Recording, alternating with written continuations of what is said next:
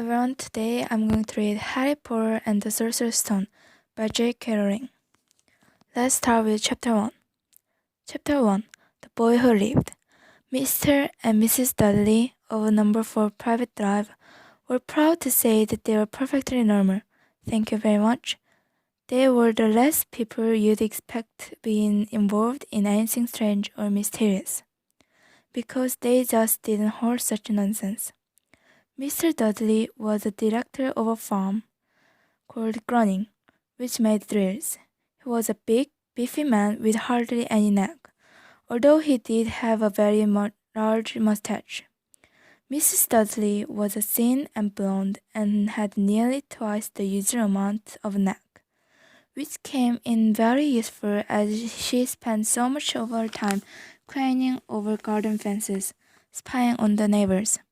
The Dudleys had a small son called Dudley. In their opinion, there was no finer boy anywhere. The Dudleys had anything they wanted, but they also had a secret, and their greatest fear was that somebody would discover it. They didn't think they could bear it if anyone found out about the Potters. Mrs. Potter was Mrs. Dudley's sister, but they hadn't met for several years. In fact, Mrs. Dudley pretended she didn't have a sister, because her sister and her good-for-nothing husband were as undiddlish as it possible to be. The Dudleys shuddered to think about the neighbors would say if the Potters arrived in the street. The Dudleys know that the Potters had a small son too, but they had never even seen him. This boy was another good reason for keeping the Potters away. They didn't want Dudley mixing with a child like that. When Mr. and Mrs. Dudley woke up on a dear gray Tuesday our story starts, there was nothing about the cloudy sky outside to suggest the strange and mysterious things would soon be happening all over the country.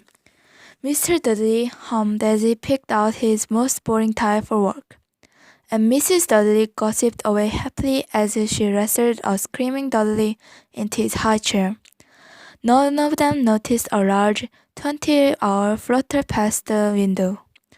At half past 8, Mr. Dudley picked up his briefcase, tapped Mrs. Dudley on the cheek, and tried to kiss Dudley goodbye, but missed, because Dudley was now having a tantrum and throwing his cereal at the walls. "Little tyke," chortled Mr. Dudley as he left the house. He got into his car and backed out of number 4's drive.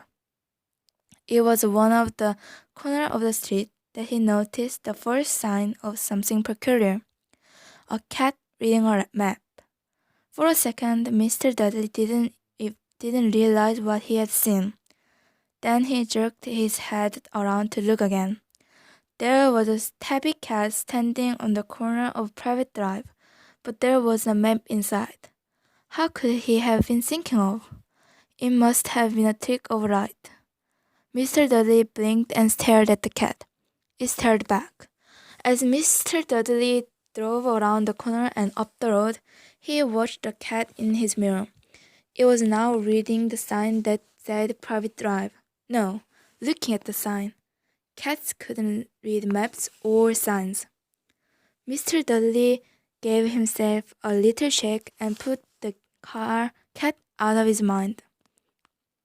As he drove toward the town, he thought of nothing except a large order of drills he was hoping to get that day. But on the edge of the town, drills were driven out of his mind by something else. As he sat in the usual morning traffic jam, he couldn't help notice that there seemed to be a lot of strangely dressed people about. People in cloaks. Mr. Dudley couldn't bear people dressed in funny colors. The get-ups you saw on young people. He supposed this was some stupid new fashion. He drummed his fingers on the steering wheel, and his eyes fell on a huddle of these weirdos standing quite close by. They were whispering excitedly together. Mr. Dudley was enraged that to see that a couple of them weren't young at all. Why, that man had to be older than he was, and wearing an emerald green cloak. The nerve of him! But then it struck Mr. Dudley that this was probably some silly stunt. These people were obviously collecting for something. Yes, that must be it. The traffic moved on, and a few moments later, Mr. Dudley arrived in the groaning parking lot, his mind back on the drills. Mr. Dudley always sat with his back to the window in his office on the ninth floor. If he hadn't, he might have found it harder to concentrate on deals that morning. He didn't see the hours sweeping past in broad daylight, though people down the street did. They pointed and gazed open-mouthed as hour after hour sped overhead. Most of them had never seen an owl even at night time. Mr. Dudley, however, had a perfectly normal owl-free morning. He yelled at 5 different people. He made several important telephone calls and shouted a bit more. He was in very good mood until lunchtime, when he thought he'd stretch his legs and walk across the road by himself a bun from the bakery. He had forgotten all about the people in cloaks until he passed a group of them next to the baker's. He eyed them angrily as he passed. He didn't know why, but they made him uneasy. This bunch were whispering excitedly too, and he couldn't see a single collecting tin. It was on his way back past them clutching a large donut in a bag, that he caught a few words of what they were saying. The porters. That's right, that was what I heard. Yes, their son, Harry. Mr. Dudley stopped dead. Fear flooded him. He looked back at the whispers as if he wanted to say something to them, but thought better of it. He dashed across the road, hurried up to his office, snapped at his secretary not to disturb him, seized his telephone, and had almost finished dialing his home number when he changed his mind. He put the receiver back down and stroked his mustache, thinking, no, he had been stupid. Potter wasn't such an unusual name. He was sure there was lots of people called Potter who had a son named Harry. Come to think of it, he wasn't even sure his nephew was called Harry. He had never even seen the boy. It might have been Harvey or Harold. There was no point in worrying Miss Dudley. He always got so upset at any mention of her sister. He didn't blame her if he'd had a sister like that. But all the same, those people in clocks. He found a lot harder to concentrate on deals that afternoon, and when he left the building at 5 o'clock, he was still so worried that he walked straight into someone just outside the door. Sorry, he grunted, as the tiny old man stumbled and almost fell. It was a few seconds before Mr. Dudley realized that the man was wearing a violet cloak. He didn't seem at all upset at being almost knocked down to the ground. On the contrary, his face split into a wide smile, and he said in a squeaky voice that made passerby stare, "Don't be worried, my dear sir, for nothing could be upset me today. Rejoice, for you know who had gone last. Even muggers like yourself should be celebrating this happy, happy day." And the old man hugged Mr. Dudley around the middle and walked off. Mr. Dudley stood rooted to the spot. He had been hugged by a complete stranger. He also thought he had been called a mugger, whatever that was. He was rattled. He hurried to his car and set off for home, hoping he was imagining things which he had never hoped before, because he didn't approve of imagination. As he pulled into the driveway of number 4, the first thing he saw, and it didn't improve his mood, was the tabby cat he spotted that morning. It was now sitting on his garden wall. He was sure that it was the same one. It had the same markings around its eyes. "Shoo!" said Mr. Dudley loudly. The cat didn't move. It just gave him a stern look. Was this normal cat behavior? Mr. Dudley wondered. Trying to pull himself together, he let himself into the house. He was still determined not to mention anything to his wife. Mrs. Dudley had a nice normal day. He told him over dinner all about Mrs. Next Door's problem with her daughter and how Dudley had learned a new word, wouldn't. Mr. Dudley tried to act normally. When Dudley had been put to bed, he went into the living room in time to catch the last report on the evening news. And finally, bird watchers everywhere have reported that the nation's owls have been behaving very unusual today. Although owls normally hunt at night and are hardly ever seen in daylight, there had been hundreds of sightings of these birds flying in every direction since sunrise. Experts are unable to explain why the owls have suddenly changed their sleeping patterns. The newscaster allowed himself a grin, most mysterious. And now over to Jim McGuffin with the weather. Going to be any more showers of owls tonight, Jim? Well, Ted, said the weatherman, I don't know about that, but it's not only owls that have been acting oddly today. Views as far apart as Kent, Yorkshire, and Dundee have been phoning in to tell me that instead of rain I promised yesterday, they've had a downpour of shooting stars. Perhaps people have been celebrating bonfire night early. It's not until next week, folks, but I can promise a wet night tonight. Mr. Dudley sat frozen in his armchair, shooting stars all over Britain, owls flying by daylight, mystery people in cloaks all over the place, and a whisper about the porters.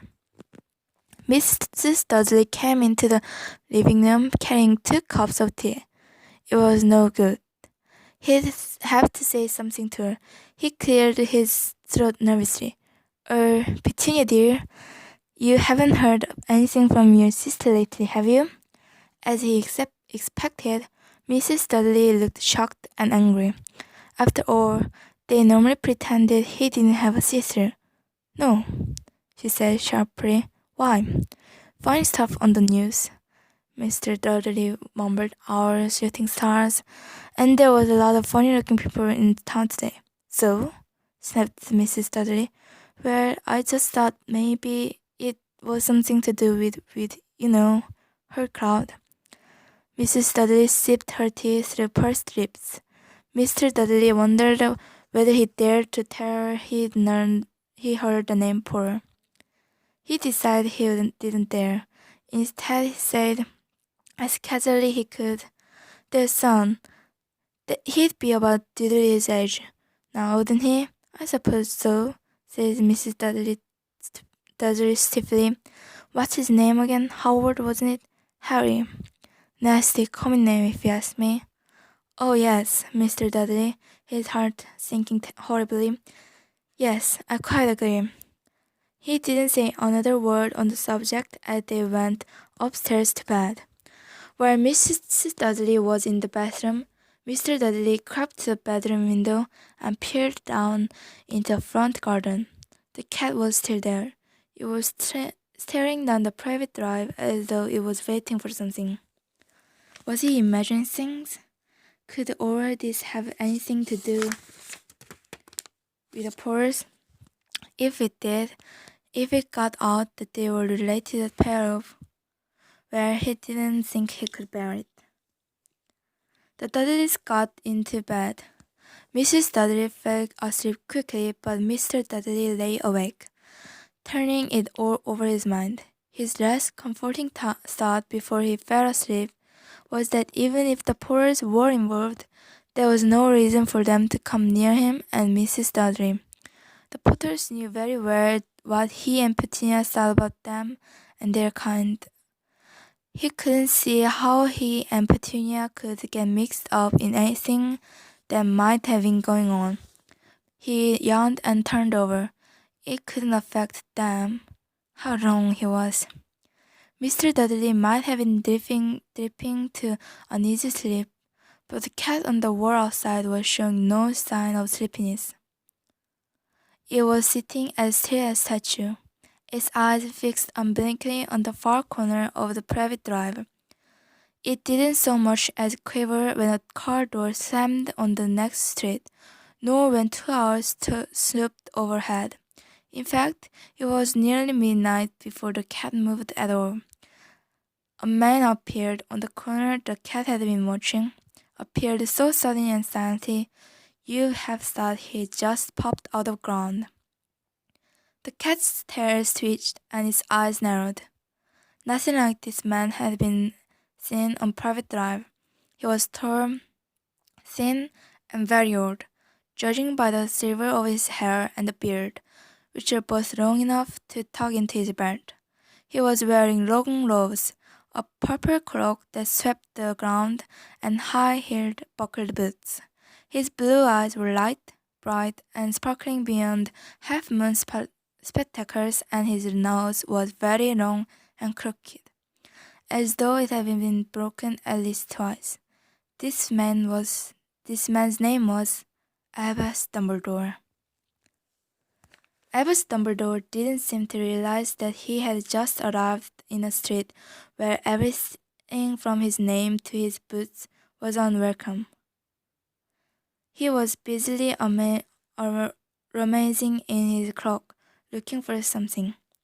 But he did seem to realize he was being watched, because he looked up suddenly at the cat, which was still staring at him from the other end of the street.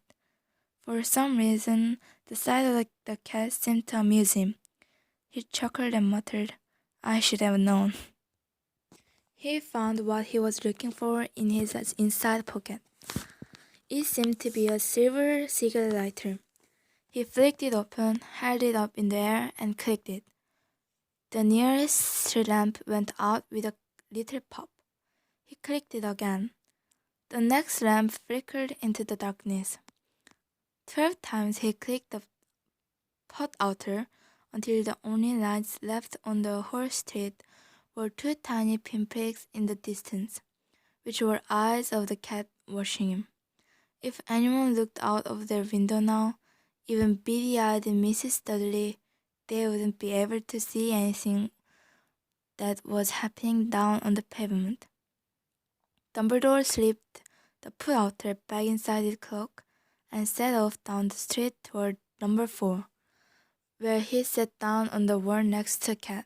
He didn't look at it, but after the moment he spoke to it.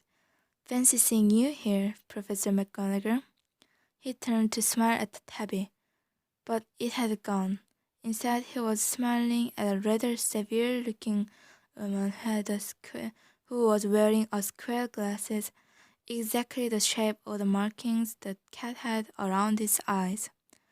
She too was wearing a cloak, an emerald one. Her black hair was drawn into a tight bun. She looked distinctly ruffled. "How did you know it was me?" she asked. "My dear professor, I've never seen a cat sit so stiffly." "You'd be stiff if you've been sitting on a brick wall all day," said Professor McGonagall. "All day? When you could have been celebrating. I must have passed a dozen feasts and parties on my way here." Professor McGonagall sniffed angrily. "Oh yes, everyone's celebrating, all right," she said impatiently. "You think they'd have been more careful, but no, even the muggles have noticed something's going on. It was on their news." She jerked her head back at the Dudley's dark living room window. "I heard of it. Flocks of owls, shooting stars. Well, they are not completely stupid. They are bound to notice something. Shooting stars down in Kent. I'll bet that was Daedalus Diggum. He never had such sense." "You can't blame them," said Dumbledore gently. "We had precious little to celebrate for 11 years. I know that, said Professor McGonagall irritably. But that's no reason to lose our heads. People were being downright careless, out on the streets in broad daylight, not even dressed in muggle clothes, shopping rumors. She threw a sharp, glance at Dumbledore here, as though hoping he was going to tell her something, but he didn't. So she went on. A fine thing it would be of, on the very day you-know-who seemed to have disappeared at last, the muggers found out about Sorrow. I suppose he really has gone, Dumbledore. It certainly seems so, said Dumbledore. We have much to be thankful for. Would you care for a lemon drop? A what? A lemon drop. They're kind of muggle sweets I'm rather fond of. No, thank you, said Professor McGonagall coldly, as though she didn't think this was the moment for lemon drops. As I say, even if you-know-who has gone, my dear professor, surely a sensible person like yourself can tell him by his name? All this you-know-who nonsense. For 11 years I have been trying to persuade people to call him by his proper name, Voldemort. Professor McGonagall flinched, but Dumbledore, who was unsticking 2 lemon drops, seemed not to have noticed. It all gets so confusing if we kept saying you-know-who. I have never seen any reason to be frightened of saying Voldemort's name. I know you haven't, said Professor McGonagall, sounding half exasperated, half admiring. But you're different. Everyone knows you're the only one you know. Oh, all right, Voldemort was frightened of. You flatter me, said Dumbledore calmly. Voldemort had powers I will never have. Only because you're too, well, noble to use them. It's lucky it's dark. I haven't blushed so much since Madame Pomfrey told me she liked my new earmuffs. Professor McGonagall shot a sharp look at Dumbledore and said, "The owls are nothing next to the rumors that are flying around. You know what everyone's saying? About why he's disappeared? About what finally stopped him?" It seemed that Professor McGonagall had reached the point he was most anxious to discuss. The real reason she had been waiting on a cold, hard wall all day, for neither as a cat nor as a woman she fixed Dumbledore with such a piercing stare as she did now. It was plain that whatever everyone was saying, she was not going to believe it until Dumbledore told her it was true. Dumbledore, however, was choosing another lemon drop and did not answer. "What they are saying," she pressed on, "is that last night Voldemort turned up in Godric's Hollow. He went to find the Potters.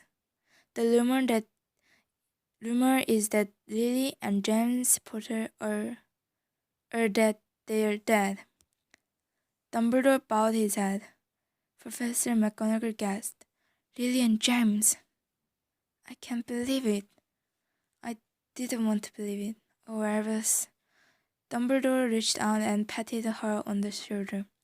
I know, he said heavily. Professor McGonagall's voice trembled as she went on. "That's not at all. They're saying he tried to kill the Potter's son, Harry. But he couldn't. He couldn't kill that little boy.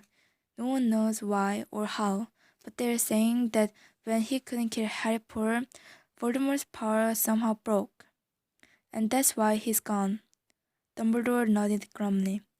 It's true?" faltered Professor McGonagall. "After all he's done, all the people he's killed, he couldn't kill a little boy? It's just astonishing, of all the things to stop him. But how in the name of heaven did Harry survive?"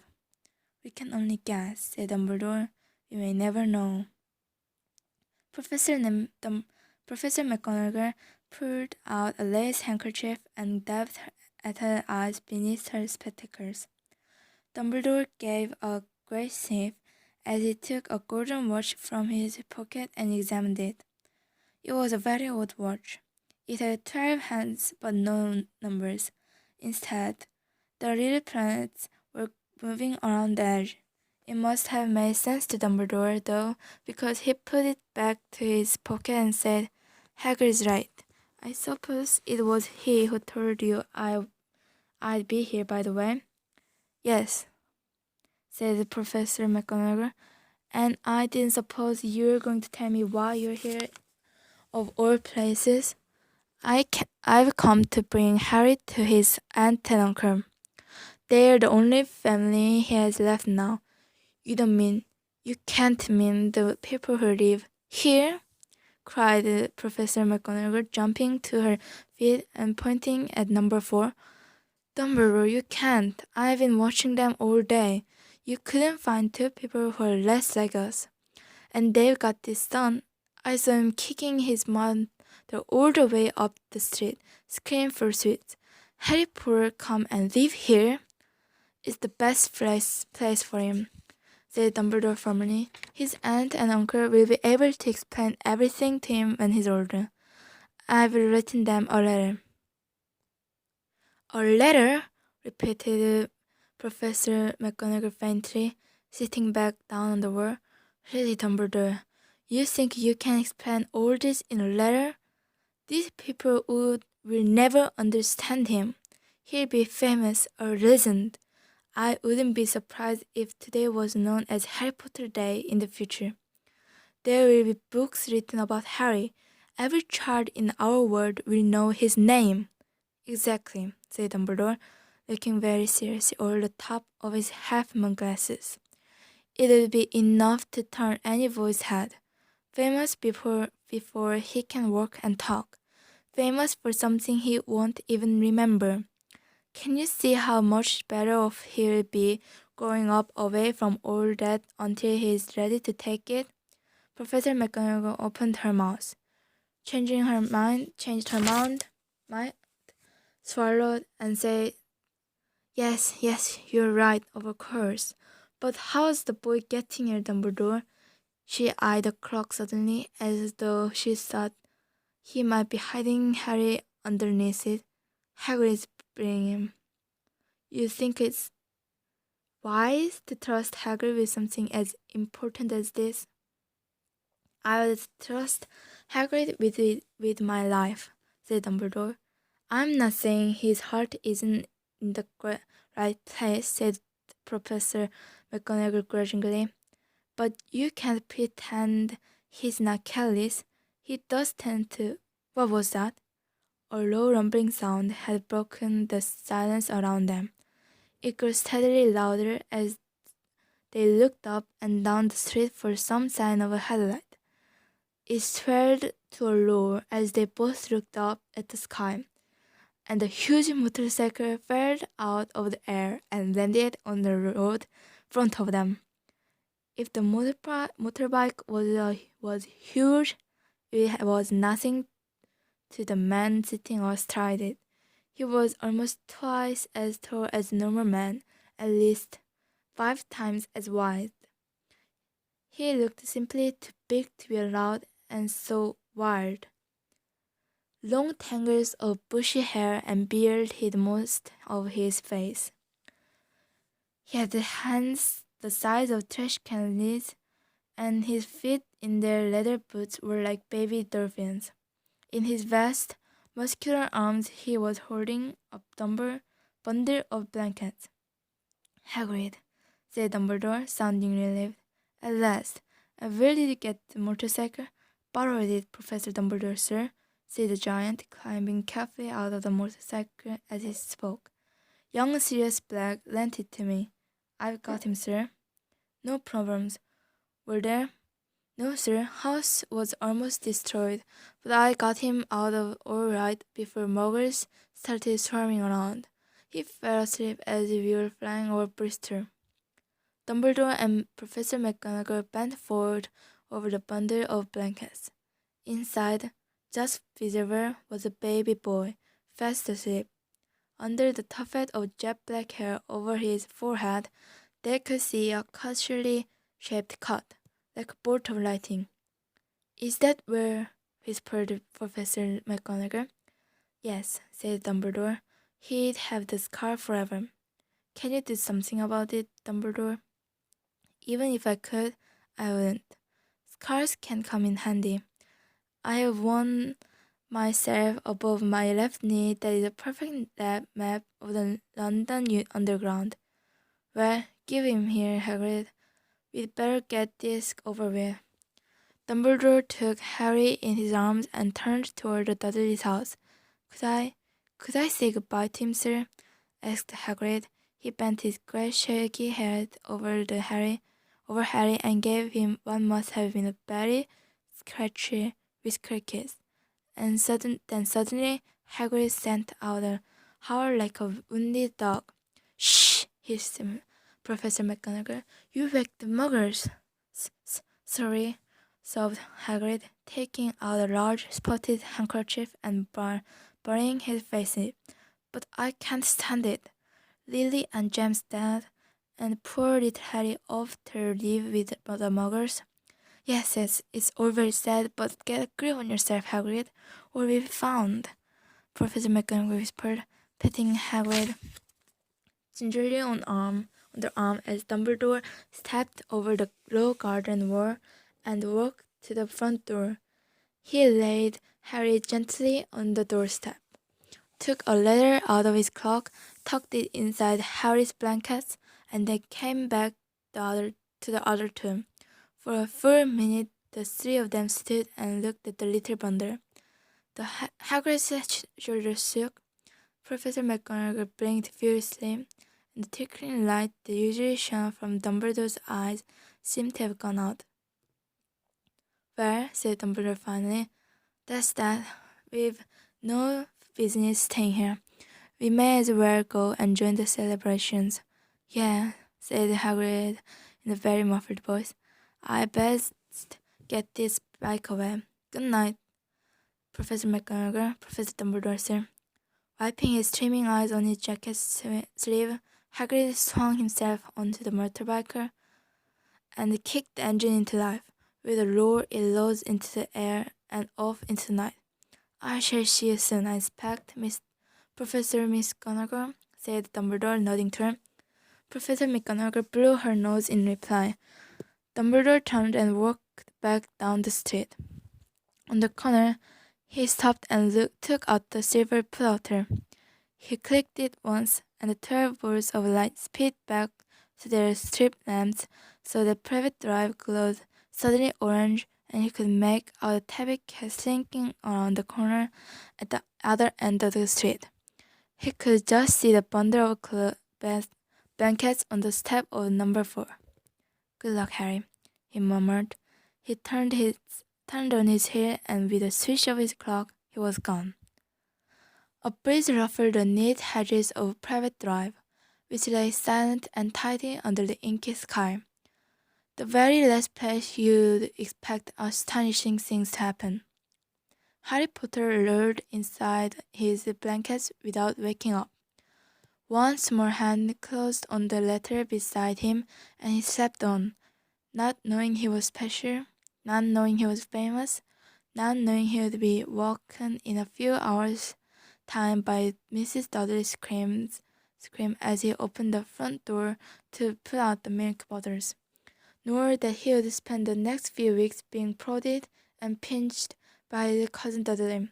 He wouldn't know that this very moment people meeting in secret all over the country were holding up their glasses and saying in hushed voices, Harry Potter, the boy who